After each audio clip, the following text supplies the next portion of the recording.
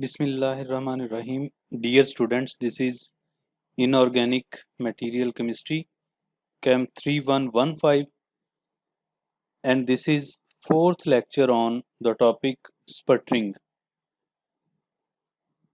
The key concepts of this lecture includes, in previous lecture we have discussed sputtering deposition film growth, glow discharge sputtering, and in this lecture we will discuss about some kinds of glow discharge sputtering. And especially we will talk about direct current or radio frequency diode sputtering. And later in other lectures we will discuss about triode, magnetron, and some additional methods of sputtering. So simply if we talk about some common types of sputtering and some kinds of glow discharge sputtering, so they are direct current sputtering, radio frequency diode sputtering, triode sputtering, and magnetron sputtering. So starting from direct current sputtering, it is very common type of sputtering and most commonly used in sputter deposition processes. DC or direct current sputtering is a thin film physical vapor deposition coating technique where a target material to be used as the coating is bombarded with ionized gas molecules, causing atoms to be sputtered off into the plasma. Here plasma is the same, just like we have discussed before. We have a sputtering gas, for example it can be argon, and when it is ionized by the bombardment of electrons which are coming from one electrode and they are moving towards another electrode. So the argon gas is ionized. We have argon ions, neutral atoms of argon gas, and also the electrons. So this mixture is called plasma. So when the cations are bombarded on the target material, the atoms are sputtered off from the target material. These atoms are vaporized, and these vaporized atoms are then deposited when they condense as a thin film on the substrate to be coated. The basic configuration of a DC sputtering coating system is that the target material to be used as a coating is placed in a vacuum chamber parallel to the substrate to be coated. So the target material from which we get the coating material and the substrate on which we deposit the coating material, they are placed parallel. The vacuum chamber is evacuated to a base pressure by removing any kind of gases present like water, vapors, air, hydrogen, and after that argon is backfilled with a high purity inert process gas which is usually argon due to its relative mass and ability to convey kinetic energy upon impact during high energy molecular collisions in the plasma, and it creates the gas ions that are primarily driving force of sputter thin film deposition. So typically the sputter pressures in direct current sputtering ranges from 0.5 millitorr to 100 millitorr. Why we call this sputtering as direct current or DC sputtering?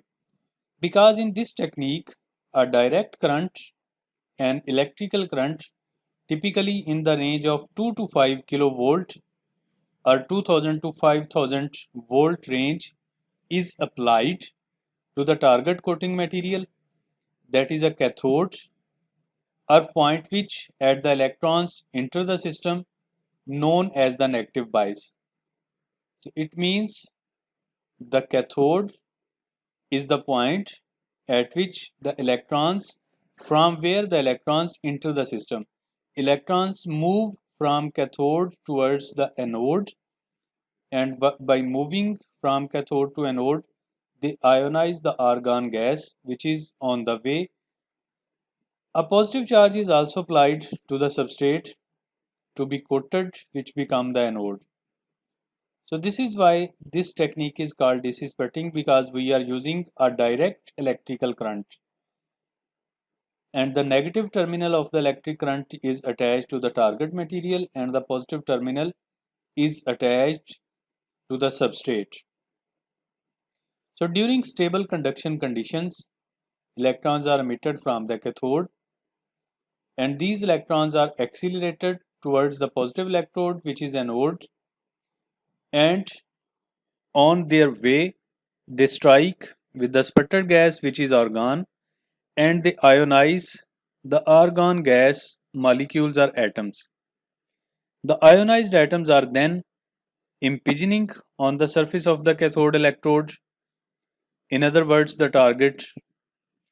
As a result, secondary electrons and sputtered atoms have produced that lead to further gas ionization, which is sputtered away from the surface. Dear students, at earlier stages, only the DC sputtering was used to grow metal oxide thin films from a metal target using argon and oxygen gas mixture that serve as the sputtering and reactive gas respectively. So we will talk about reactive sputtering later, where you will learn more about that why the oxygen gas can be entered along with the argon.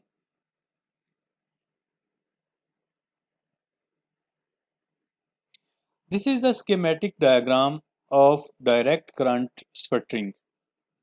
In this diagram you can see this is the direct current, electrical current source, and this source is attached to an external voltage. One side of this external voltage is negative side, which is the cathode material, it has negative charge, and on the other side, that is the positive side, the positive terminal is attached to the substrate, which is called anode. So these are two electrodes.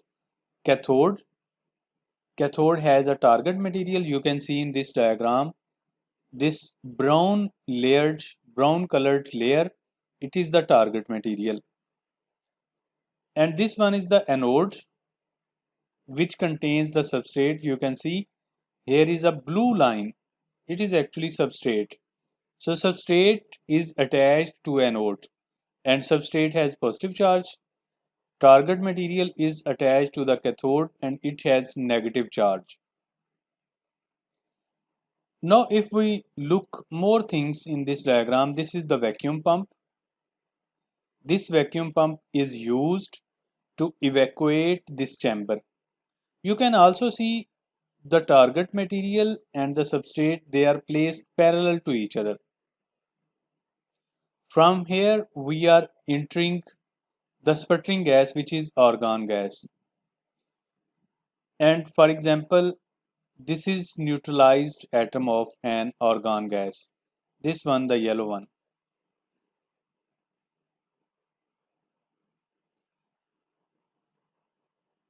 This argon gas is ionized, and after ionization it is converted into an ionized argon ion, which is seen here. You can see that this arrow is representing this atom, and this is enlarged atom, in which you can see this is the nucleus and it has only one electron. So one electron has been removed from here. So after the removal of this one electron, this argon atom is ionized and it becomes argon cation. It has a positive charge. Due to positive charge, it is attracted towards the target cathode, which is negatively charged. When this argon cation strikes this target material,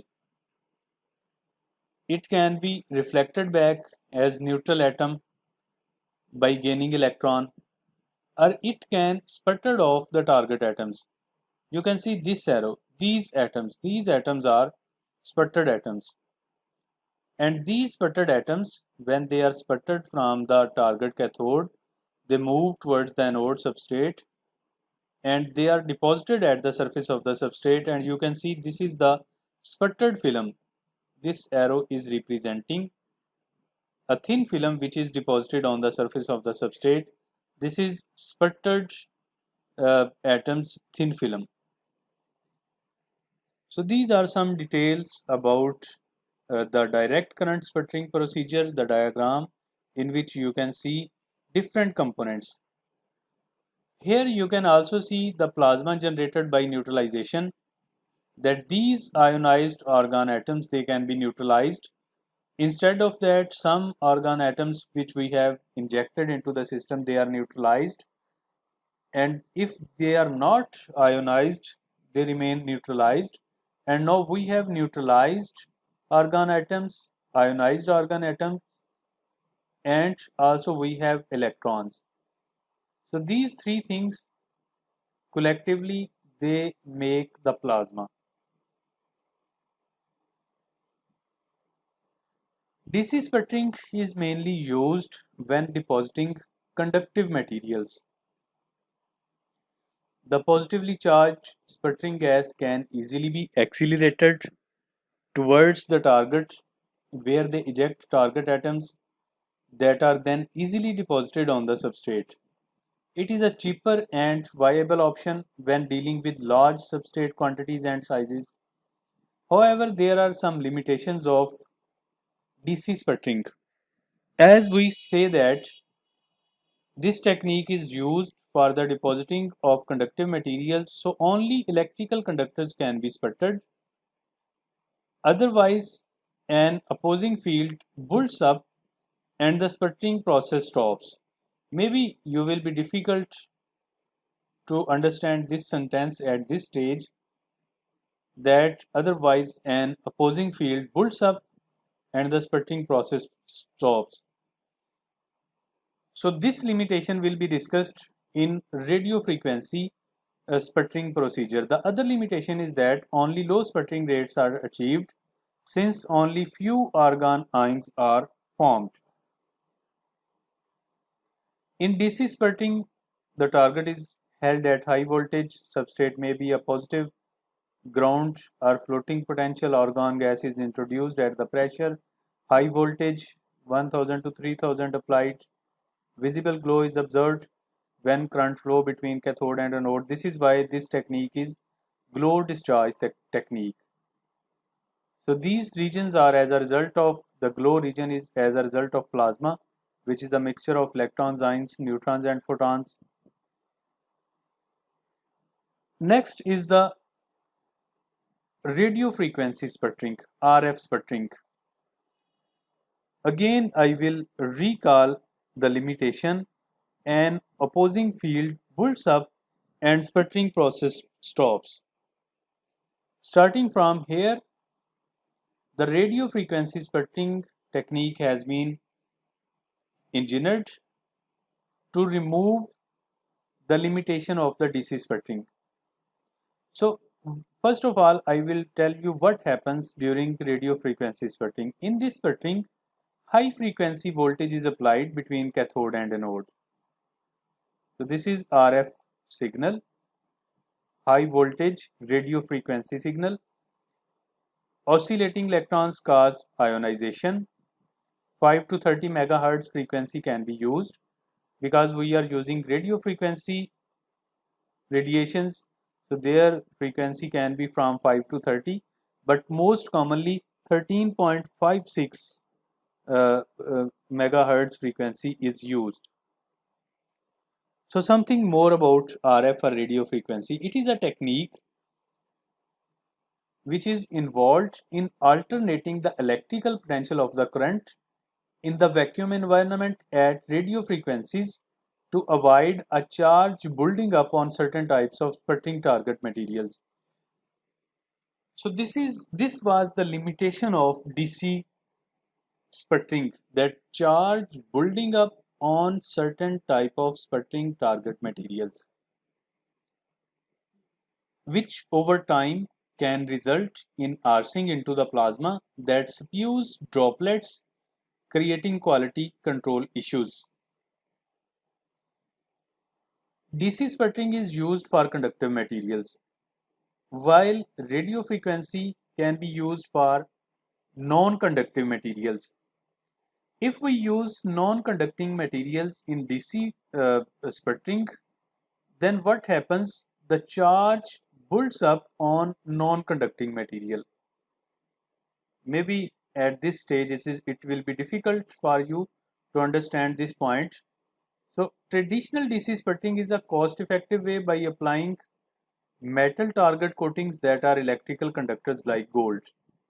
However, DC sputtering is limited when it comes to dielectric target material. Dielectric target materials are non-conducting conducting target materials, insulating materials.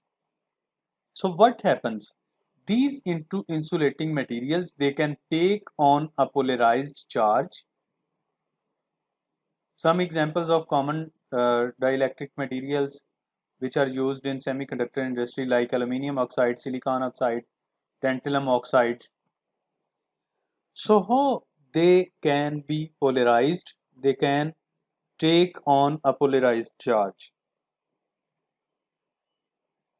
In case of insulators, after the argon ions strike the surface, their charge remains localized that gradually builds up on the target and further bombardment on the surface becomes possible.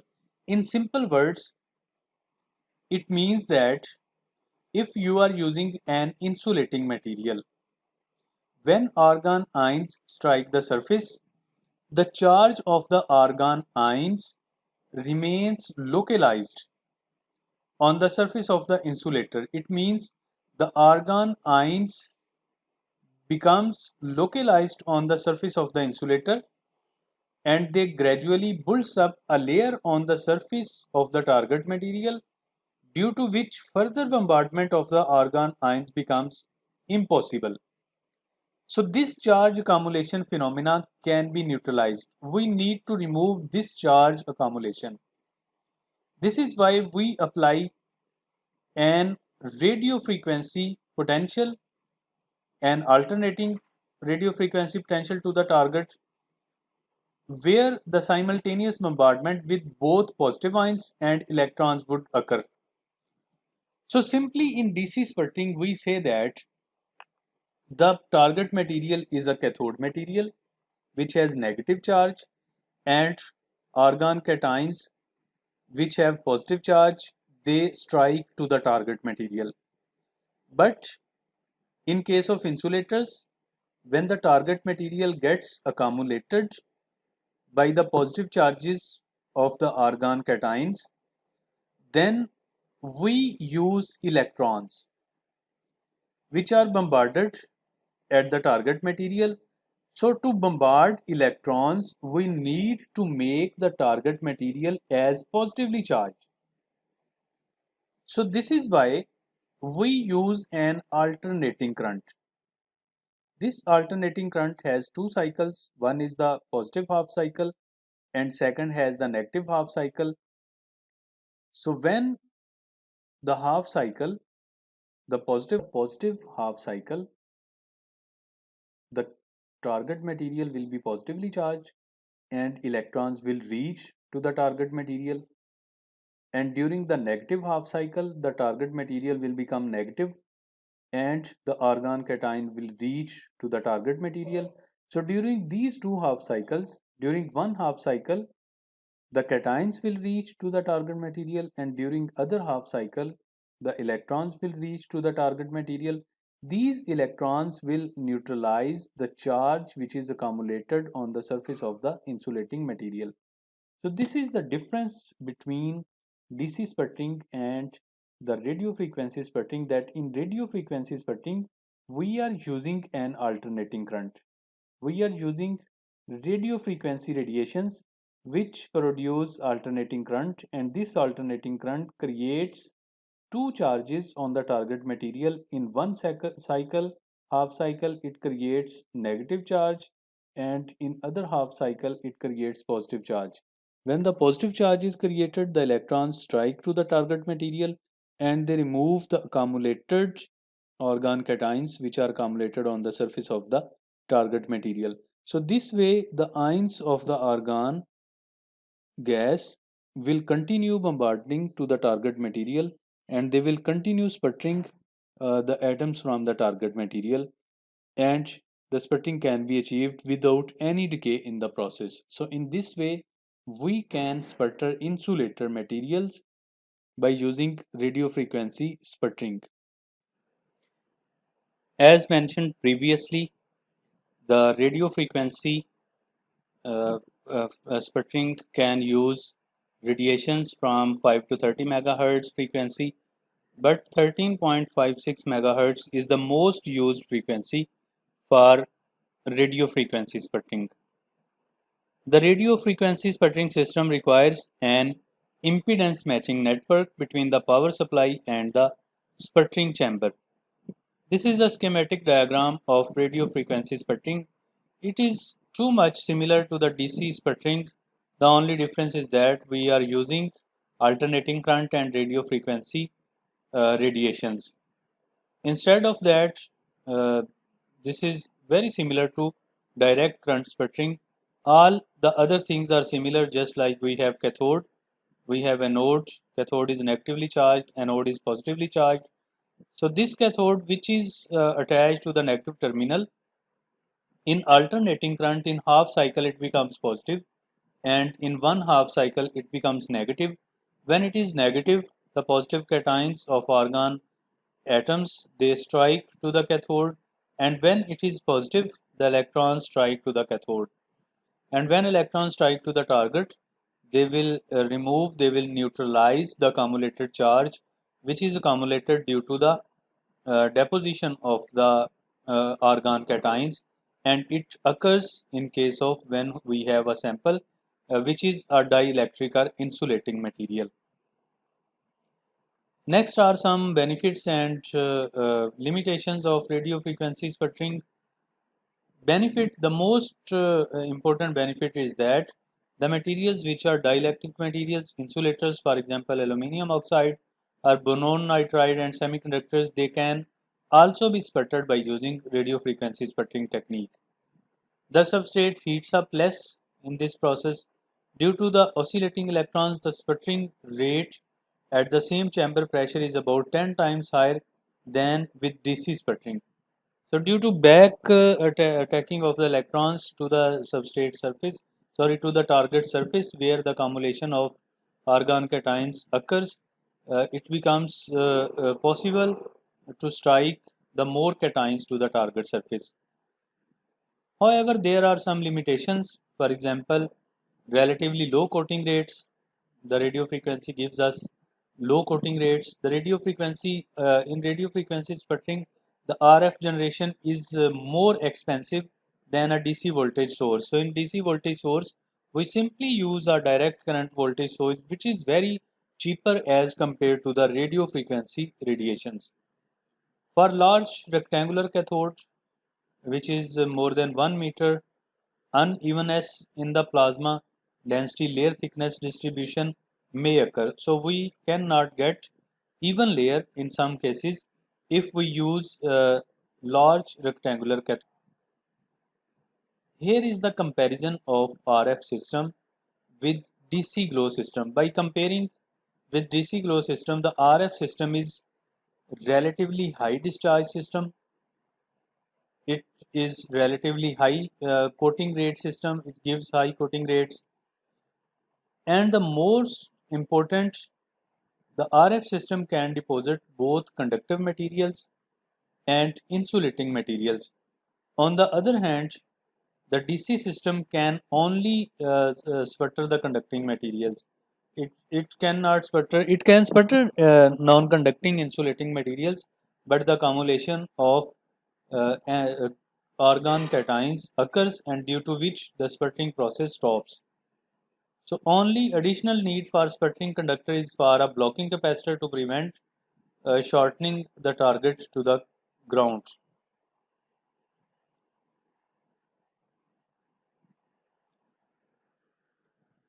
So instead of the comparison, we can also see some differences between DC and sputtering. The main difference is that the power used in RF sputtering, which is alternating current, while that in DC sputtering it is direct current. So basically during DC sputtering the working gas will be ionized. As a result, many positive ions will be produced within the chamber and accumulate on the surface of the target if the conductivity of target used sputtering is not very good. So this is the main difference between the RF sputtering and DC sputtering, that in case of DC sputtering, if the target material is not very good conductor, then the argon ions which are produced, they will deposit on the surface, they will accumulate on the surface of the target. In order to avoid this problem, we can use AC power instead of DC. So instead of direct current, we are using alternating current. Alternating current has two half cycles. One is the positive half cycle and the other is the negative half cycle. So during the positive electric field, the positive ions are accelerated to the surface of the target and sputter it, while during the negative field, the charging during the negative field, the charging positive ions of the surface of the target can be removed. So during the negative field, the electrons are moved, which will remove the positive ions which are accumulated on the surface of the target material. So this is all about sputtering, and a little assignment. The students have to find 5 examples of materials which have been sputtered and they have been deposited on silicon substrate, and their method of sputtering and their applications. This is all about this lecture. Thank you very much.